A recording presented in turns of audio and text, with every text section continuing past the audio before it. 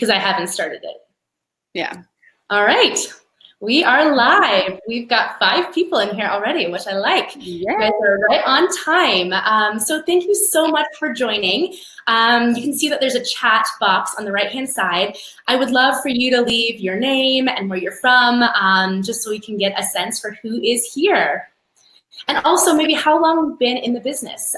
That's really helpful too, for us to know how many years. So just take a couple minutes and pop into the chat box if you would like. So thank you for joining. As you know, the topic today is the mistakes that photographers make when working with wedding planners. And for me, working with wedding planners has really revolutionized and changed my business. So I think that it's always a good question to be asking, what can I do to make that experience better for all of us? So Virginia is so kindly here to talk about that. And she is incredibly honest, and I think that's going to give us a lot of value. So first of all, Virginia, she is with Bluebird Productions, and she'll give an introduction in just a little bit, but she is an amazing wedding planner based in Aspen, and I love working with her. I've known her now for 5 years, and I just feel so fortunate when I get to work weddings with her. She literally makes my job easy, and she brings me dream clients. I mean, what could be better about that? Every time I get a little email that says, are you available for this date? I just do a little happy dance because I know it's going to be wonderful. So thank you for being here. First, tell me about your business and tell me about your ideal client. So who is it that you are targeting in this market? Amazing. Well, thank you so much for having me, and thank you all so much for tuning in and joining us. And forgive me because I do not have a great persona in front of camera. My sister is way better. Watch her. This is me, May. Sorry. But yeah, so I have Bluebird Productions. I started it here in Aspen in 2010. And we are a luxury wedding planning and events company here in the Roaring Fork Valley. The majority of our weddings are in the Roaring Fork Valley, so Aspen, Basalt, the areas surrounding Aspen. We do travel as well. Love to travel. Please bring me clients outside of the valley. And you know, we love outdoor weddings. So we're definitely not going to be your city planner. We love working in the crazy elements and making it way more harder on ourselves than we need to. But my ideal client is honestly a lot of who my client really is. My client is in her late 20s, early 30s, typically lives New York, somewhere in California, perhaps Texas, maybe the odd Chicago here and there. But they have some tie to Aspen. For one reason or another, they, spend summers here as a child. They have a second, third, fourth home here, whatever it might be. But typically our client as well, and, my dream client is someone who's going to trust us and respect us and, allow us to help guide her vision along, but also not micromanage the entire thing. So we love it when we have that client who is stylish, but is professional. They're typically very well educated, well traveled. That's our dream client. Typically. Okay. Yes. Sounds very much in line with my dream client, which is why it's such a harmonious relationship. So if some of you caught our Instagram live last week, we're going to talk about some of the same things. However, new questions may arise, or we might go off on different tangents. So just wanted to give you the heads up on that. But the things that we're going to be talking about today, we're having it in 2 parts. So the first part is how to get on a wedding planner's radar in the first place. I think that's so many things that photographers who are just starting are wondering. They say, I love this planner. How can I get her weddings? And then we're also going to talk about, okay, now you're there. How do you stay in their good graces? How do you get referred again and again? So that's all about making a good first impression.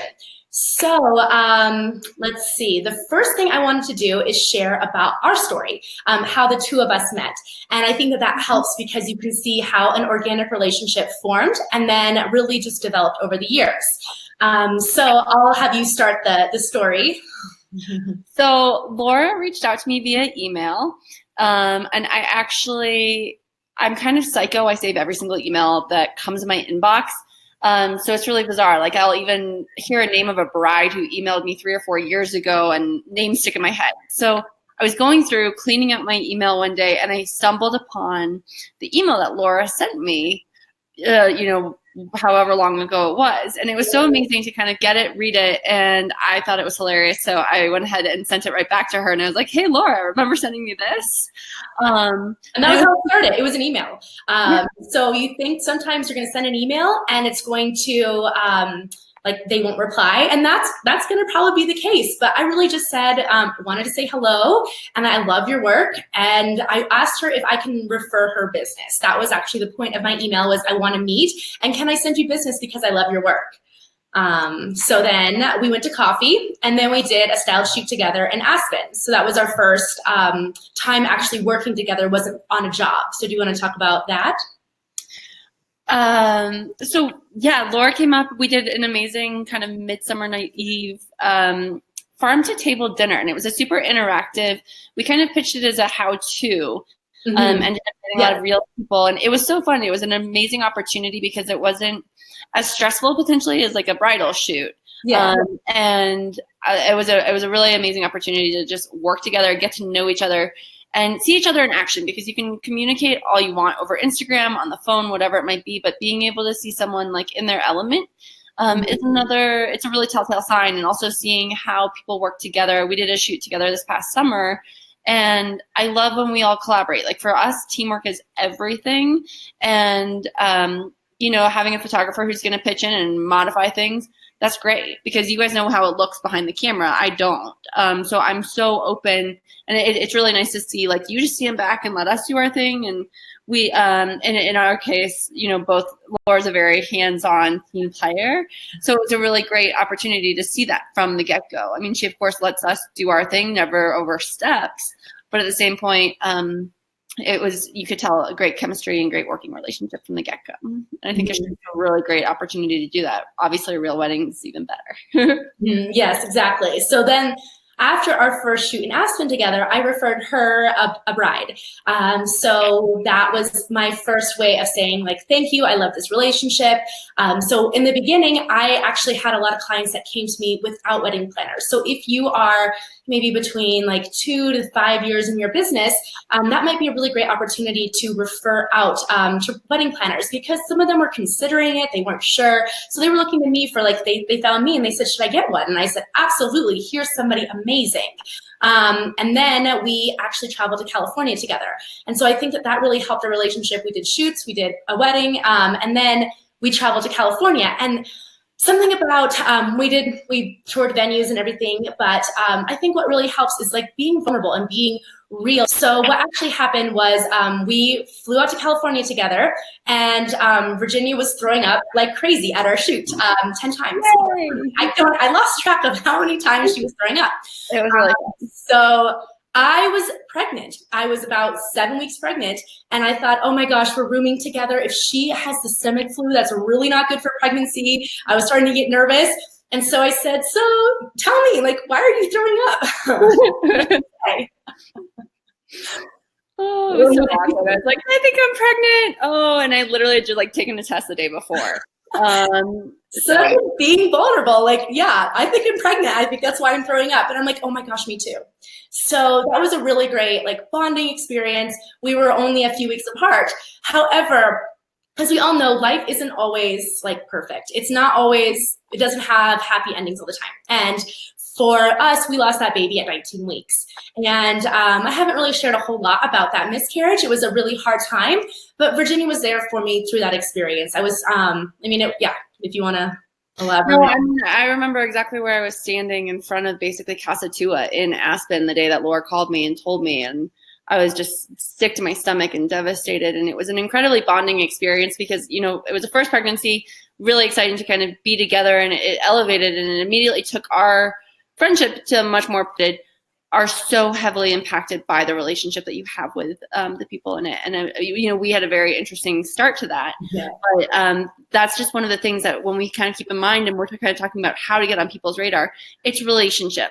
There are so many talented photographers, so many talented florists, so many talented planners, paper companies, everyone.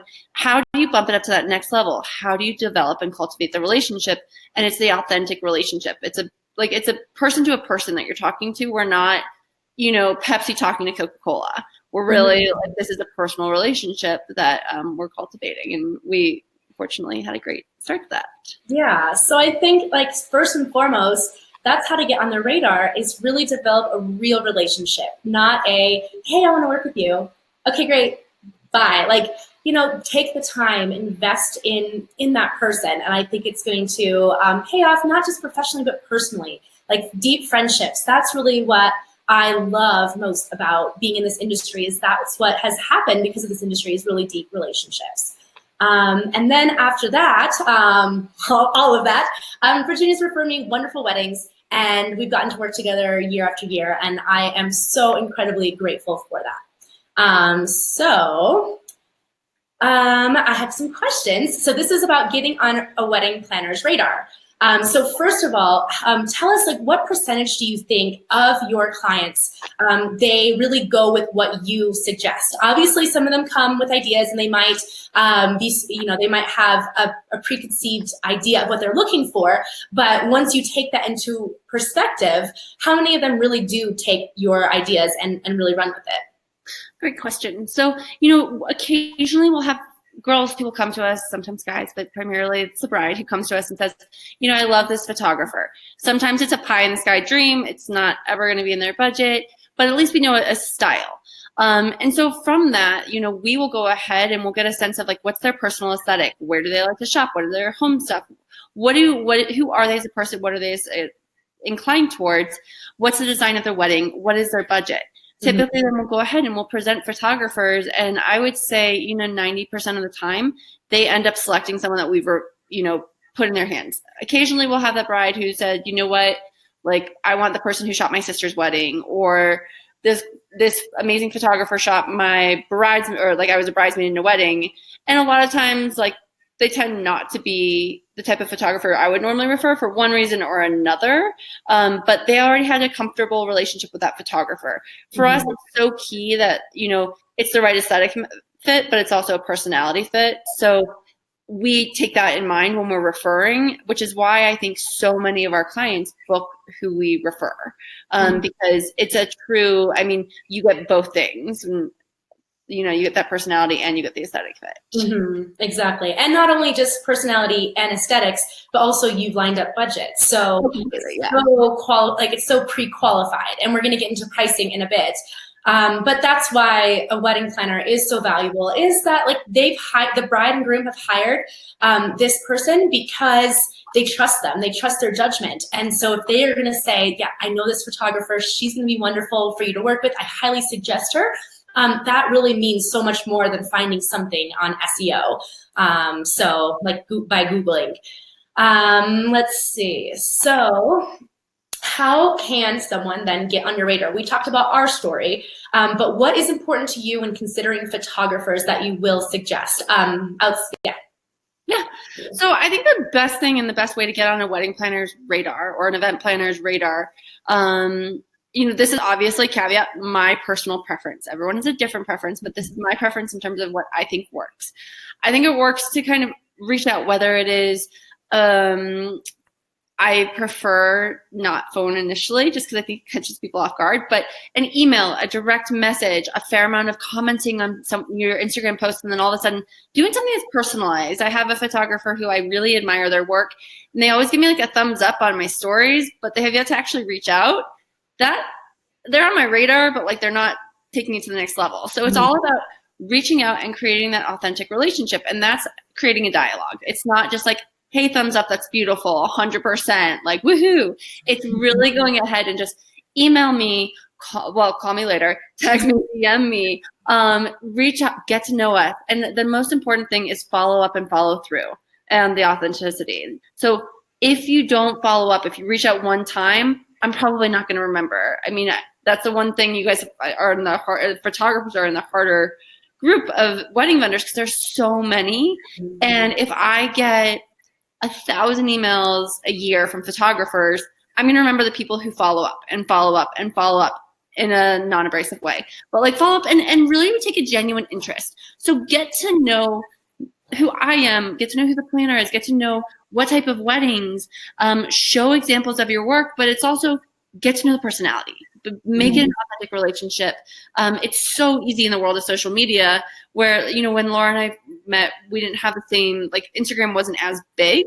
So it's something that you can get in, find the planner's personal page. Like I have a personal Instagram. I show all the stuff about my crazy passions, my kids, my crazy life, my crazy quotes, traveling, my obsession with jewelry, all of those things that you start to see, and then we can create that dialogue. Again, getting on your radar. I have a story where I have a stationer this year that I'm working with on a client that I never really met with in person. I have since, but we're all part of the Sweat Squad, which is not like an exclusive thing on Insta. I called Shira one day because I always thought she was tagged in it, and I was like, Shira, what do I do? How do I get into this? And she's like, just start tagging us. And so through that, I started following some vendors that I wasn't aware of, and vice versa. And we started creating these authentic, real relationships because I'm a big runner. Some people run, some people Orange Theory, whatever. Everyone has their own thing, but like we were able to kind of find something outside of just a professional, which makes the professional reach out feel much more personal. So again, it's reach out, get it on the radar.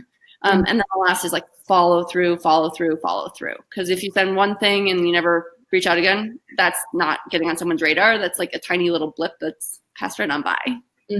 Yes, and you get so many emails. Like I think that Virginia probably gets, I don't even know, 10 times the amount of emails that I get from clients. And she has phone calls with her clients every single week. I think 7.5 hours of phone calls on one of the days. So she's got a lot on her radar. She's got a lot that she's working on. So there's a lot of noise that you have to cut through. So by finding that personal connection, I think that's a really great tip. If there's somebody you want to work with, they have a business page, but a lot of them have personal pages. And that's where you can find out what's most near and dear to them outside of work. And then if there's a commonality, that's a really good thing to start the conversation with. Let's see. And then you already said personality. So that's one of the things. Which one? So personality, aesthetic, communication, and follow through. Those are the things that you really consider when working with a photographer. Which one would you say is most important? I know they're all very important, but which one do you think is more important? I couldn't say, honestly. I think a personality fit is really important, but the personality fit's not important if the aesthetic, they're all, they all overlap so much. So when we consider a photographer for a client, I will 100% make sure we have at least 3 of those 4 things. So making sure that it's a good personality. We are ultimately a matchmaker. We're putting our client with a vendor, and that's got to be a personality match. I mean, I use this very easy example. Like I would never put a makeup artist who's really frantic around a bride when she's getting ready.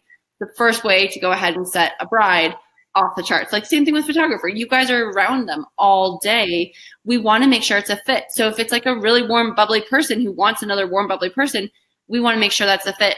If it's kind of like a really glum, sulky, moody girl, like we're going to want to not put someone who's like super, super bubbly in their face. So it's a personality fit, but like also it is so much an aesthetic match. We don't want to put light, airy, ethereal, dreamy with someone who wants that, what I call rainy day photography. It looks like, it looks like a rainy day, even though it's beautiful and blue sky. It's an amazing look. I love it. Like I love super moody. It's not what my client goes for. But it's something that like I'm personally very attracted to. Not the right fit for so many of my clients. There's a time, there's a place, and it just depends on, we do have that client. I have a client next year. We're going with that like really, really moody, super edgy vibe. And some people who, again, like look like they're out of a fairy tale, not the right aesthetic fit. And then, obviously, I personally, like, we work so much with our photographers that if it's a photographer that's hard to get in touch with, doesn't follow through, takes forever to get us anything, that for me, like I'll refer and I'll consider someone, but they typically don't go high to the top of my list. They've got to have, ultimately this is a business, what we're doing. And I have so many people I have to chase down. I don't want to have to chase down every single vendor. And I can tell you every planner feels the same way. Once you drop off, like it's not our job to chase you. We're all in this and we're all here to help each other. So dropping off, like we're not going to hold everyone's hands the whole time too. Yeah. And I think a good example of personality is through your Instagram, you can really show your personality. So that really clues the planner into even more what's going to be a good fit. So we were talking, and we'll give some examples of photographers throughout for some of our positive examples. But Carrie Patterson is a really positive example. She is somebody who we were talking, and Virginia told me that we know that she's very outdoors. She loves rock climbing and hiking and mountain biking. And so when Virginia gets a client that really has that same vibe, that just like lives for nature, lives for the outdoors, she will think, okay, this is really a good fit for Carrie. So especially when the phone rang, when it all lines up. Oh my goodness. I think the other thing with that is I would never put someone who is like super polished, super posh, probably a little bit, on the more arrogant side, with someone who is going to show up not dressed in like the level of clothing or attire and I know that sounds really superficial, but our clients and most brides, you want to find that match. If it's an ultra luxury wedding, you want to make sure their vendors are rising up so they're super comfortable around them.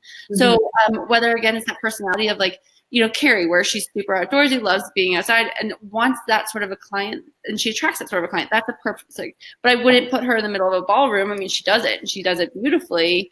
But for me, I find, like, who would you want to be friends with outside of it? Again, you may not always turn into that friendship, but, like, who would you want to be? Those are the vendors you want to surround yourself with from a personality side. Aesthetic-wise, the quality of your work, different level, but so much is personality and the relatability factor. Okay, love that. So this is a question from Instagram. Do you have pricing minimums for the photographers that you work with? Great question again. No, I am a firm believer that price isn't always an indicator of, the quality of work. We're all different phases of our career. More expensive isn't always better. Sometimes it's brand, sometimes it's experience. Sometimes it's demand and where you live in the country and what cost of living is. I live in Aspen. It's incredibly expensive here. Photographers here charge more than some of the Denver girls and guys do, just because, again, the cost of living, and it's a little bit different. I really believe in looking at the vendor, and I think I shared this before, but and this is my little secret thing that people hate sometimes, I like to present my photographers to my clients without sharing cost. I don't like it to be a decision, the first thing that they decide on. I don't want them to see someone and be like, wow, they're the most expensive that you're presenting, therefore they're the best. Or, they're the least expensive, that means that they don't know what they're doing. I typically show, the Instagram portfolio, website.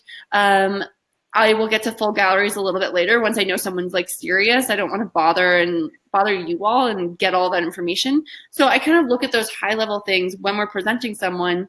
And then they're like, oh, I love these two people. Sometimes I've had a client who has a $25,000, $30,000 photography budget, and they go with someone that I presented who's 12, who I think is an amazing photographer. Because that means that maybe we come in under budget there. I can spend more money on decor, better things to photograph, those sort of components.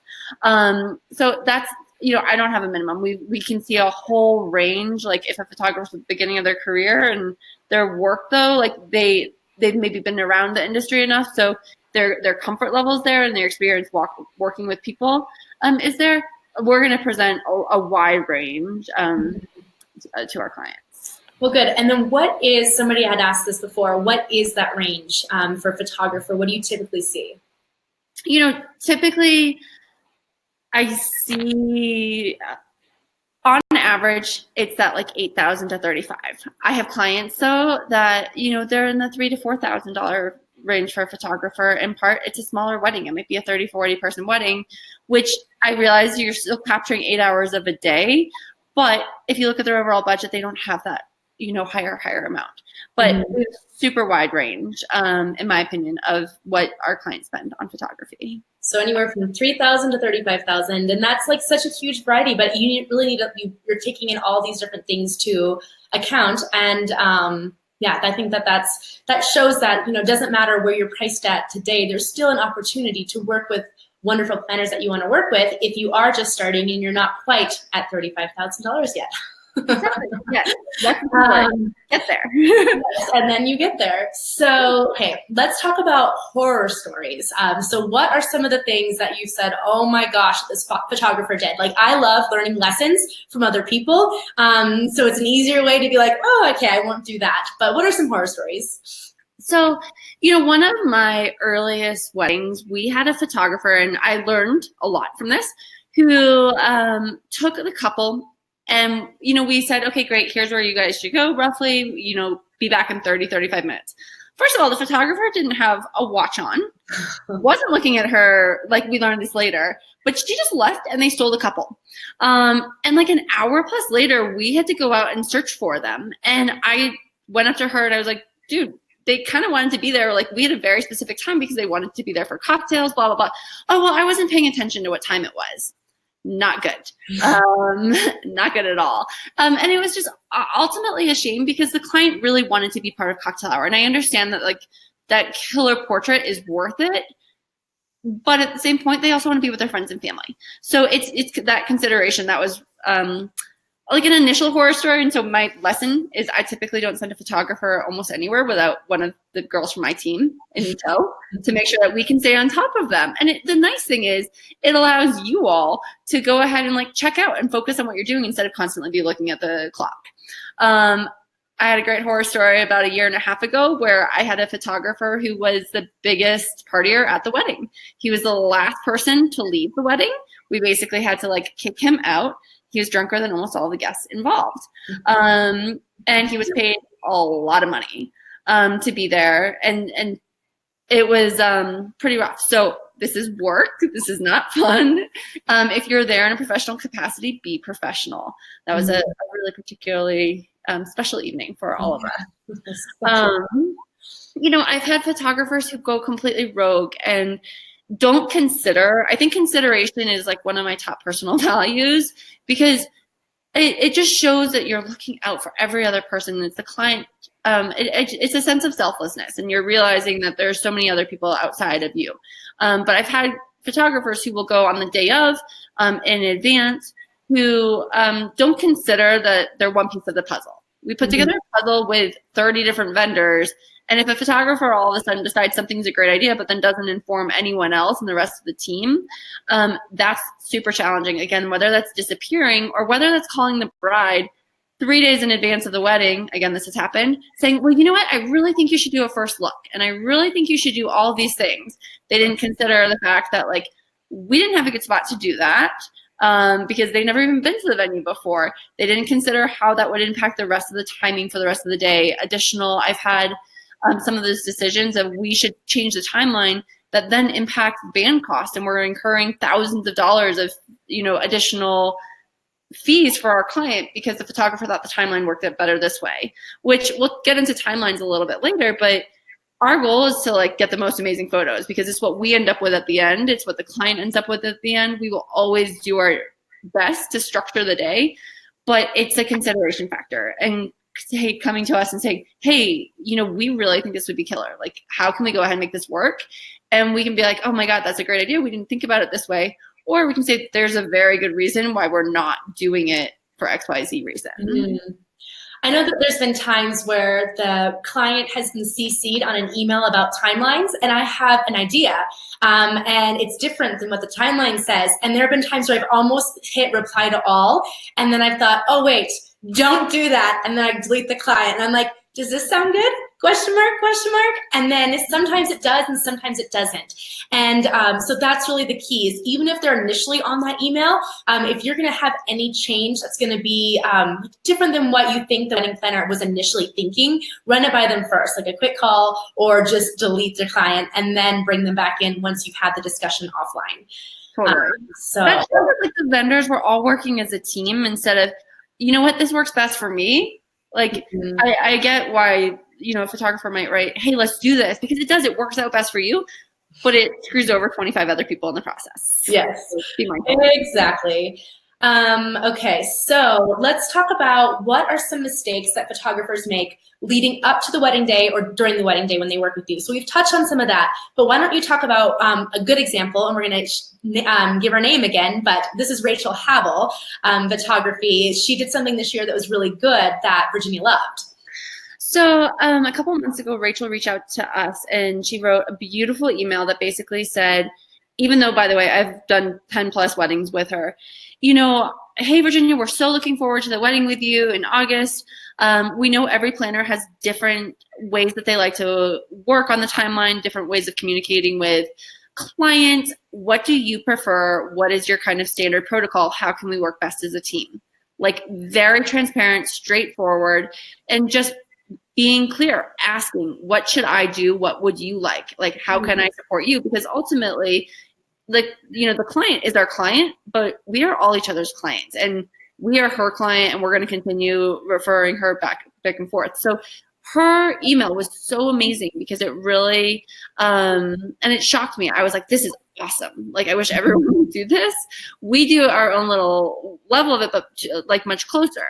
So that was such an amazing, and it made a really big impression. Like, wow, she's going to consider how we work, because again, every planner works differently. Mm-hmm. You know, I have clients who don't want to speak to photographers, who don't want to speak to any of their vendors, and I want to protect their privacy and their preference. Honestly, a lot of them are really busy and they're spending a lot of money on us to talk to the clients or the vendors for them. I have other clients who love talking to every single one of their vendors. So for me, when a photographer reaches out and is like, hey, how do we want to communicate? It's a personalized response. Like, we have our, preferred method, but it's so tailored. And I think that was an amazing example of how she impressed me by just keeping up our way and our preferences in consideration. Mm-hmm. I love that. And then we talked about already some of the bad examples of talking about the timeline and doing these things without really understanding how you work. So staying in good graces. Another question is, a lot of times photographers and so many vendors, they think about gifting. So gifting, how can, I want to build a relationship. Let me send them a gift. So what are your thoughts on that? Oh goodness. So I think I may have started out the last time, and I kind of liked it this way, where most people, if you haven't read it, read the 5 love languages. Everyone has a different love language, and I think that's a really interesting way to kind of get to know people. How do you realize, a gift is the way that, the straight way to their heart? Is it words of affirmation, acts of service? What are those things? So again, words of affirmation are great for me. Acts of service, someone like Laura coming and photographing my children, amazing. That's a better gift than a beautiful gift box. I'm the first person, I love a good gift. I think it's amazing. My favorite candles, the mint one on Ciertrodon. I love it. I can never have too many. But ultimately, of the 5 love languages, gifting is the lowest. I think it's an amazing way to knock on the door, introduce yourself, make an impression, because it is aesthetic, and you get a sense of style. I think if you're going to do it, do something personalized. Look and be like, hey, it looks like, this is this planner's particular style. This is what they like, as opposed to just sending something out for the sake of sending it. But the more important part of that is it doesn't matter whether it's $100 gift, a $500 gift, or a $5 beautiful card. It's the follow through that happens after. That is what you do to kind of open the door, to knock on the door. But I've had photographers who've sent me beautiful gift boxes, and I've never heard anything else out of them, ever. I obviously haven't referred them because I don't have a relationship with them, and their work might be amazing, but I don't know who they are as a person, and it's hard to do a personality match if I don't know the person, behind the gift. Mm-hmm. So gifting, I think it's a really lovely thing to do, but I don't think it's the end all be all. It is not the way to sway anyone and be like, whoa, I got the best gift from XYZ. They're getting my next wedding. Mm-hmm.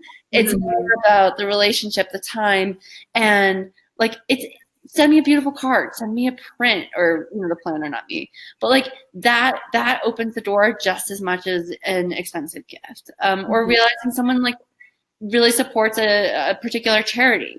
That a gift, as opposed to some beautiful tea, might be more significant, and then the planner is like, wow, they really made the effort to get to know me. I should make the effort to get to know them. I find that when I realize someone's made an effort, I make more of an effort back as well. Mm-hmm. And that's something that you can find out from your personal Instagram is what sort of charities or you're running a marathon for a cause. And so those are things that like, okay, what can I give her that she's actually really looking for in terms of like that really was thoughtful and that was personal. So yeah, all those kinds of things. But it's really interesting to me too that you say like even just a handwritten note, like it doesn't have to be an elaborate gift. So if you invest it in some like beautiful stationery that represented your brand and who you are so that they can get a sense for your personality through that. And then the words that you use, like it can be really simple. It doesn't have to be something elaborate and crazy and really expensive either. Completely. Okay. So do you have a preference on how the client and the photographer communicate? We talked about that a little bit, but what's your stance on that communication bit? I think it's really, for me, driven by the client. I have some clients who love to text. I have clients who hate to text. I have clients who love to email. I have clients who love to be and talk on the phone. So what I love is when a photographer is trying to figure out what's the best way to communicate with this client, reach out to the planner if it's a full service planner and just say, hey, or even if it's not, hey, you know, I want to reach out. I want to start to either build a relationship with this client. What's their preferred method of communication? Mm-hmm. And realizing what works for the client is what's going to set you up for success. It's not necessarily always what works for you. Mm-hmm. Like there's certain, it's figuring out the client. Like, and it's always, so my preference when you all decide to speak with a client is if that client is all about texting, text them. If they're about emails, email them. But don't just be like, oh, well, I only email. If you only email, okay, great. But like, if you really want to bump it up to that next level, take them into consideration and what works for the client, because ultimately we're in a service business. Mm-hmm. Yes, I agree. I think that we can do what's most convenient for them. They are our client. And I think right now there's so many people saying, well, these are my boundaries and this is what is like, this is the only way I'm going to do it. However, I mean, I know text may not always be convenient, and I know you've said you will text with your clients, but if there's something really important that like is a major happen on text, you tell them that it has to happen through email. So like you will text about, I mean, what kinds of things are okay to text and what kinds of things are not? I mean, we'll text about anything like a super fast change or, hey, you want to do a call in 10 minutes, blah, blah, blah. Or, oh my goodness, I just got my invite. I'm so excited. I had a bride who texted me, was like, I just got it. Like, this is so exciting and blah, blah, blah. Like, of course she can text me about that. But if she says, you know, I've decided I want to work with XYZ vendor, this is like what I want from them via text, I'll immediately write back and be like, thank you so much. Like, we need to have our serious things and like real big decisions go via email. And that's a conversation that when I start a relationship with a client, I kind of say, you know, again, what are your preferred methods? And then I remind them, like, for me, for my boundaries, if it's super important, like mission critical, it goes via email. I also tell them, and if you don't use this, use the do not disturb feature on your phone. Because I'll tell my clients, like if they're at a wedding and they see something they love, I tell them to text me right away because odds are they're probably drunk, they're not going to remember, or snap a photo and text me. So the do not disturb is super handy because I can set it from 9 o'clock at night until 7 in the morning or 10 at night till 4 in the morning, whatever it is. So my phone doesn't beep.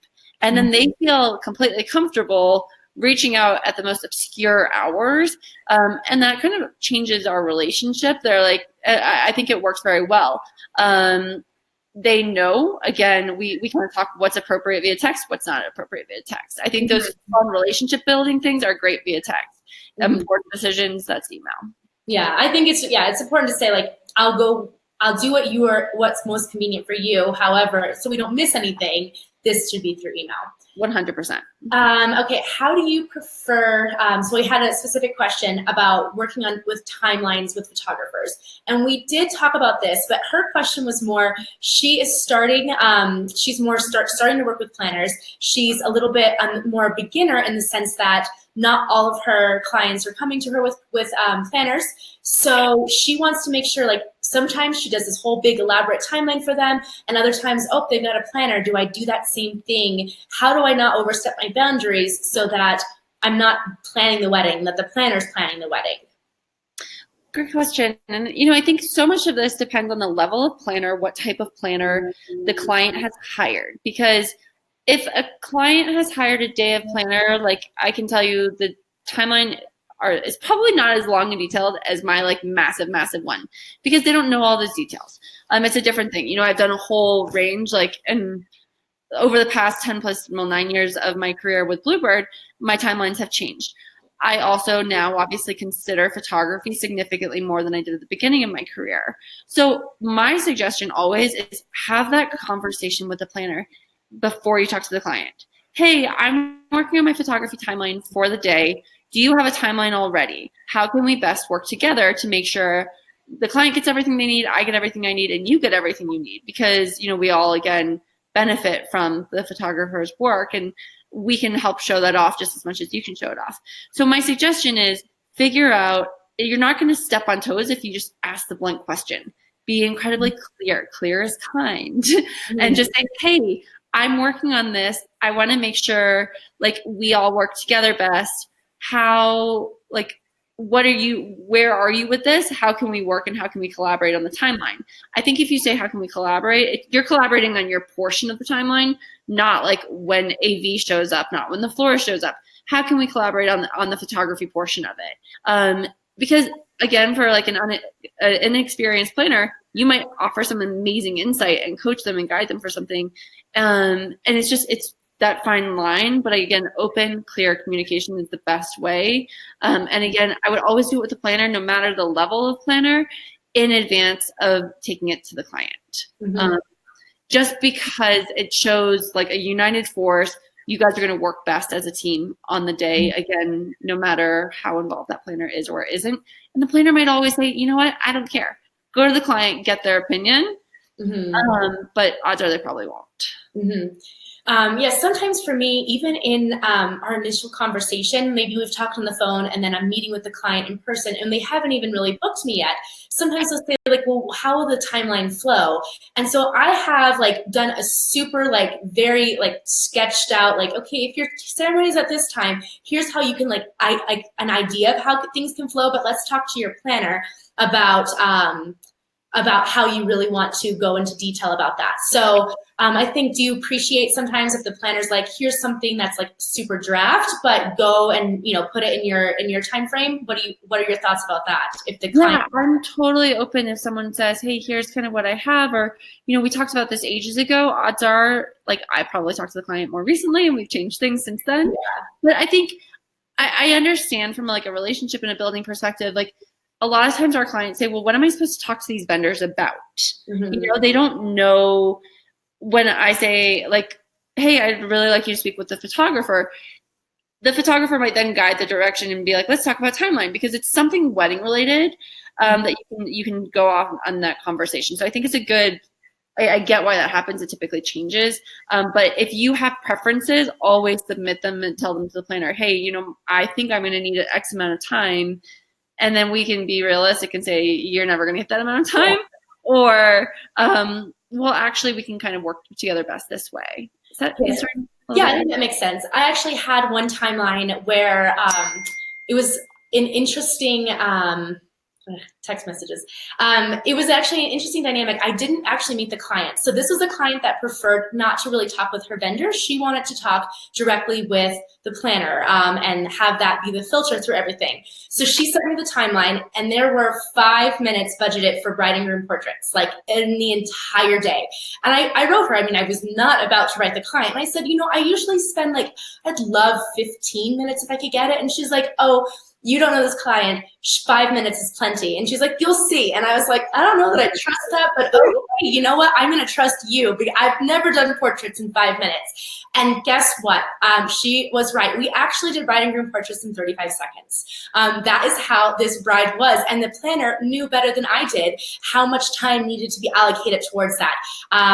Yeah, it was the quickest bride and groom portraits, and that was the client's choice. And that is that is what I'm going to do. I am always going to do what the client wants, and the planner is going to be that intermediary in between so that I can deliver what she wants. She wanted 35 seconds of bride and groom portraits. So we did it.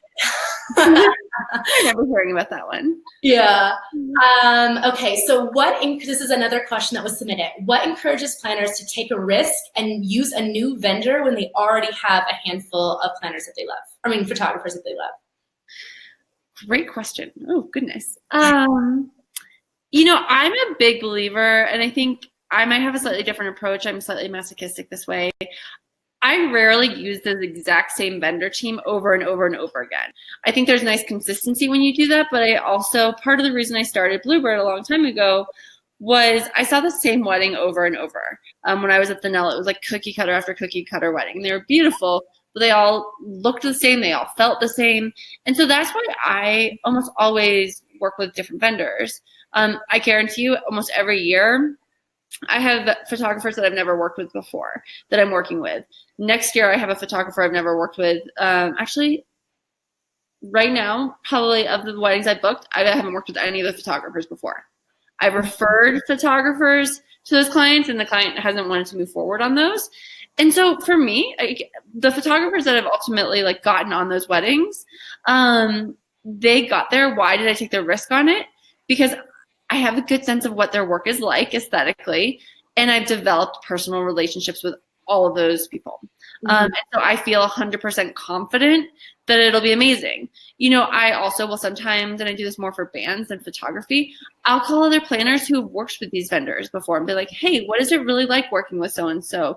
What is the best way to work with them as well? Because we want to make sure, we're going to work well together.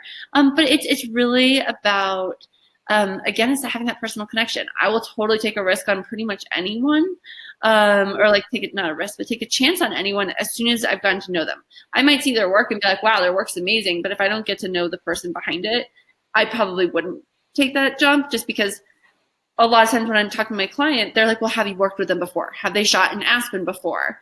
Again, I tell them, hey, it's so amazing for us to work with vendors who haven't shot here before, because they look at this venue with fresh eyes. Yeah, I think so. Obviously going to look at something and always be able to shoot it a different way.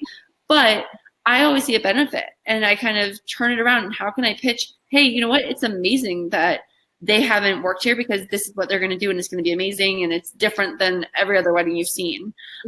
Or, no, I haven't worked with them, but we've talked a ton. I feel completely comfortable from a personality perspective. My good friend XYZ from XYZ Planning Company works with this photographer all the time.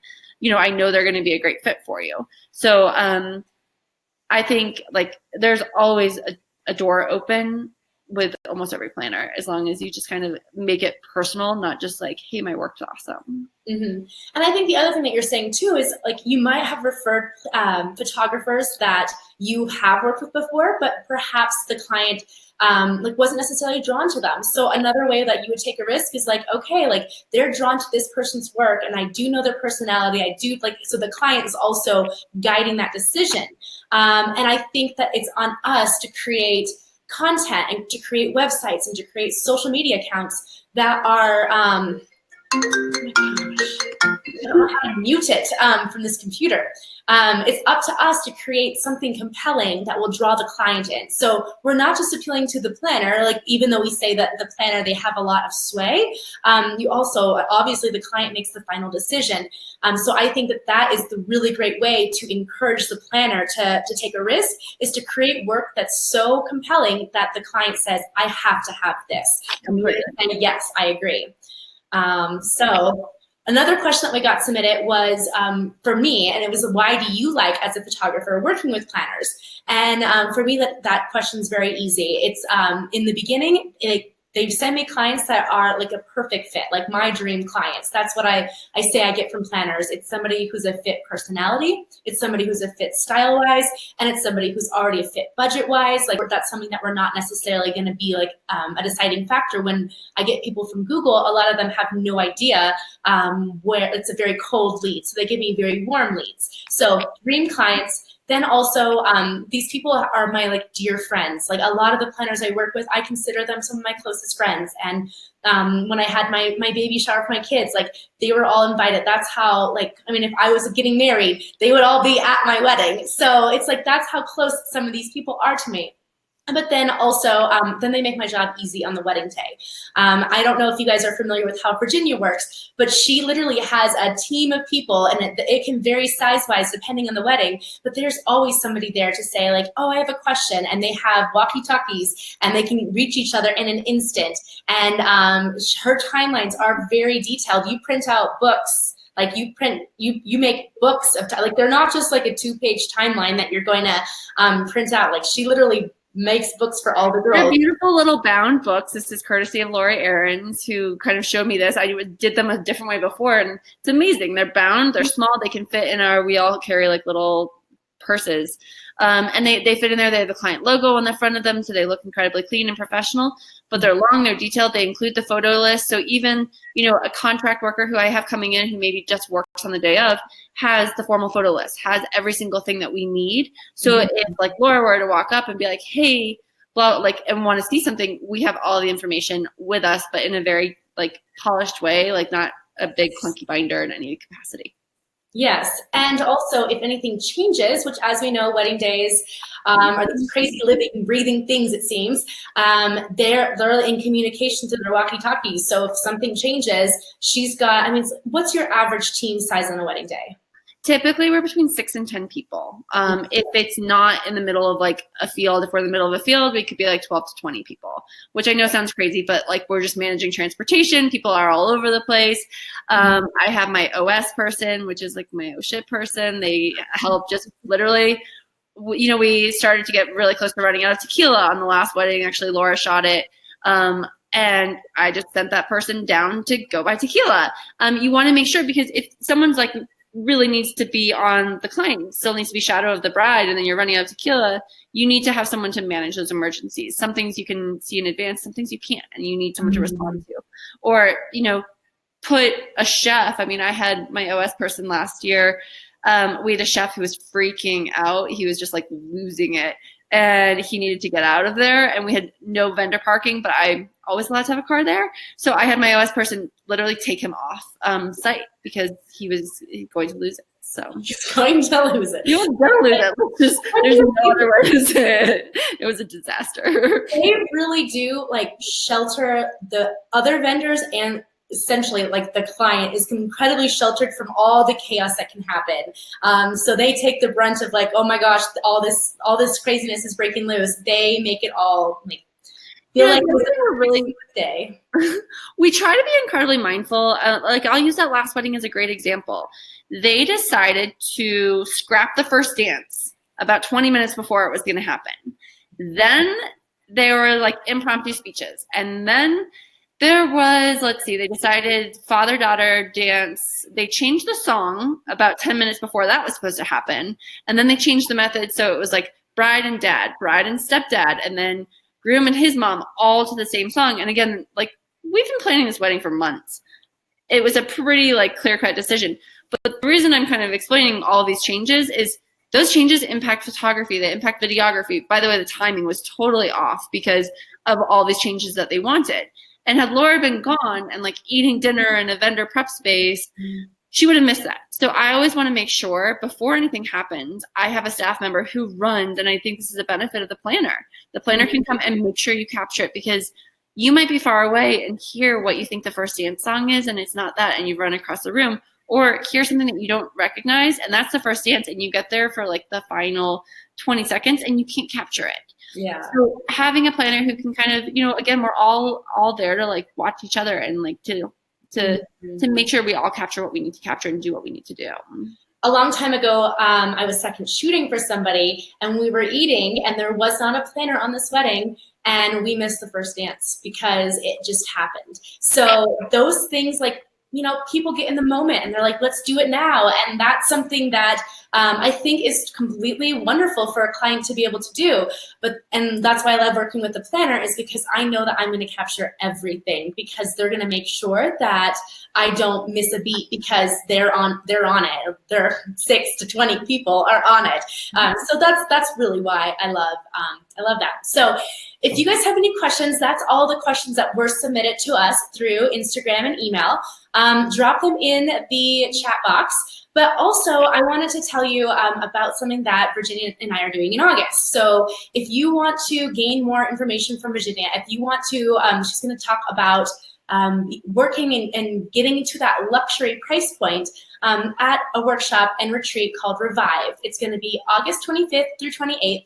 And I think that that's a really great place to connect in person. So something that I see in forums, something that I hear from photographers at events, they're finding it really hard to book the right clients and to get paid what they think that they are worth. So what I've found is once I started working with wedding planners, once I started working on relationships, that is when I felt like my business was transformed. So in 2012, that was the very first year that I worked with a wedding planner. And it was Cara DeLay with Love This Day Events. And the bride, who actually is Jessica Hearing from Vintage Affair Events and Rentals. So she was not in the industry at the time, but she found both me and the planner separately. And so I was able to, like, serendipitously, I was able to work that wedding with a planner. And since then, since 2012, since I first started working with planners, now 100% of my weddings have come from professional referral, with 80% from planners. So I wouldn't book 80% of my weddings if I didn't have wedding planners. And then the other 20% came from photographers. So it's all about relationships. And that's really what I hope that Revive will be. It's a place to help you get energized, help you feel refreshed, give you new ideas for your business, but also a place to connect. So we've got some wonderful guest speakers. Virginia is one of them. And it's a great way to build a relationship in person. Some of my deepest relationships and great relationships I've met at events like this. So I would love for you guys to take a look at it. I think there's a way to, okay, I'll just put it in the comments. But it's lauramurrayphotography.com/revive. And then we are going to be doing, let's see, okay. It showed up. So if you're interested in attending, lauramurrayphotography.com/revive, send me any questions that you have about it. But that's a place that we'd love to see you in person. So if anybody has any questions, just send us a DM or send us an email, and we will be happy to answer that. So anything else you can think of, Virginia? No, thank you all so much for watching, and hopefully there was a nugget or two of wisdom that you can take away from this. Yes. Okay. Thank you so much. Bye. Bye.